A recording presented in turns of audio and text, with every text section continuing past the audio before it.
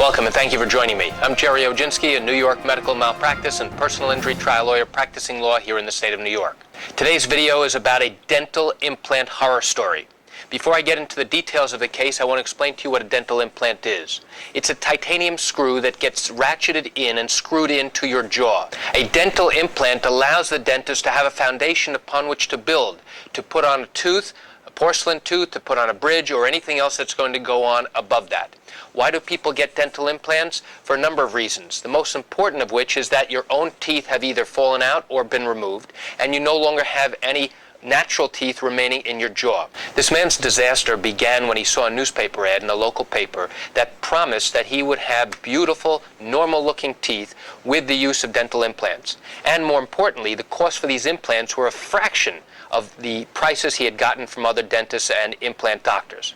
So on the first consultation, the doctor tells him, you know what, you want only 6 implants on the upper jaw? Guess what? I'm going to give you 10. It's your special day.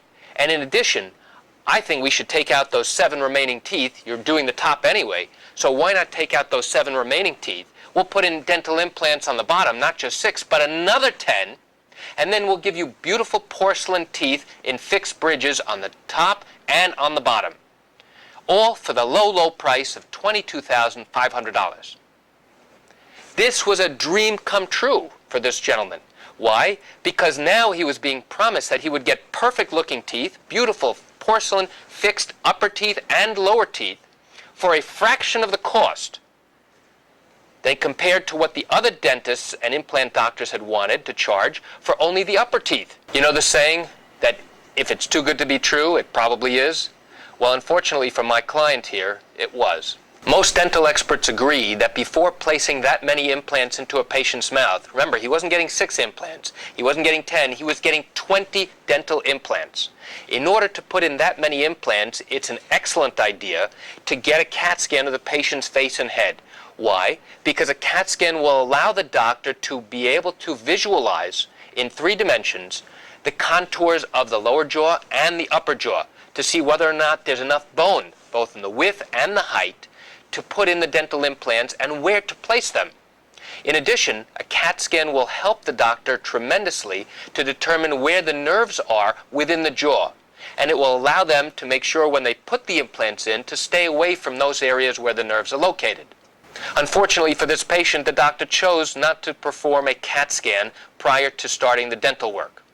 The next part of the horror story involved the fact that this dentist did not use any guide to help him place the initial pilot holes into the jaw, which is where those dental implants, those titanium screws, were going to go. And the guide is used to determine the correct spacing as to where exactly you're going to place those dental implants, because you can't put them too close together. If you do that, you won't be able to put the proper thing on top of it, whether it's a post, whether it's a crown, whether it's a bridge, if it's too close together. Another factor that made this patient's dental treatment a horror was that the dentist put one of the implants into the patient's sinus. In other words, through the jaw, up through the roof of the mouth, into an area that air is only supposed to be. The problem for this patient was that this dentist put the implant into the sinus and never recognized that it was in the sinus. He went for a second opinion and learned for the very first time that there was an implant lodged in his upper sinus. This was in a different part of his mouth that should never have been there. The doctor came to him and said, do you know that you have a dental implant sitting in your sinus? He said, no, why would I know that? He said, well, the dentist who put the implant in should have recognized that this implant is missing. This patient had no teeth in his entire mouth. He became a hermit. He became a social recluse. He stayed at home. He closed the shades. He was unable to get a job. Who wants to hire a man who has no teeth in his mouth? Nobody. They think something's wrong with him, and nobody would hire him. His relationship with his family fell apart. Finances were strained to the breaking point. This doctor was never able to fulfill his promises to the patient that he would provide him with all this beautiful work for a fraction of the cost of what everybody else was charging. The patient's own treating dentist said in 30 years of practice he's never seen such horrible botched dentistry.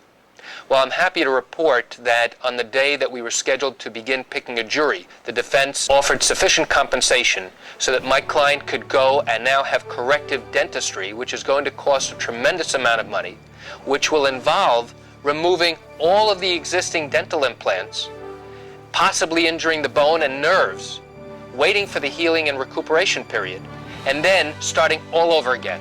Hopefully in the next couple of years, this patient will be able to wake up in the morning, walk down the street, smile at people, and say good morning, and not feel self-conscious and worried about what someone's thinking about a man who has no teeth. And that's it for today's video tip on the dental implant horror story. I want to thank you for joining me. I'm Gerry Oginski. Have a great day.